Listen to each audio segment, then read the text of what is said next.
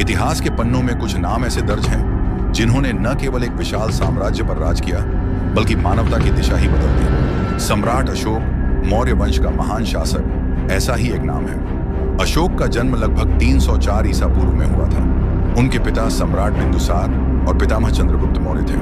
बचपन से ही अशोक बुद्धिमान, साहसी और कुशल योद्धा थे। युद्ध कला में निपुण अशोक ने बहुत कम उम्र में कई युद्धों का नेतृत्व किया, लेकिन असली परीक्षा तब आई जब वे मगध के सम्राट बने। कलिंग का युद्ध, वह युद्ध जिसने अशोक को हमेशा के लिए बदल दिया। हजारों निर्दोष लोग मारे गए, खून की नदियां बह गईं। युद्ध के बाद जब अशोक ने विनाश का मंजर देखा, उनका हृदय कांप उठा।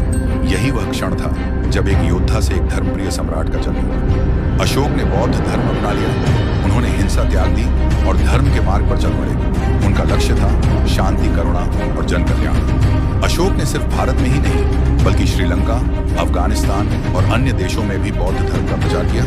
उन्होंने सच्चे अर्थों में धर्म विजेता बनकर दिखाया। उनके शिलालेख आज भी हमें उनके विचारों की झलक देते हैं। सत्य, अहिंसा और सभी प्राणियों के लिए दया। सम्राट अशोक न सिर्फ एक महान शासक थे, बल्कि एक ऐसे नेता थे जिन्होंने सत्ता का उपयोग मानवता की सेवा में किया। उनका जीवन आज भी हमें प्रेरणा देता है कि सच्ची शक्ति करुणा में होती है।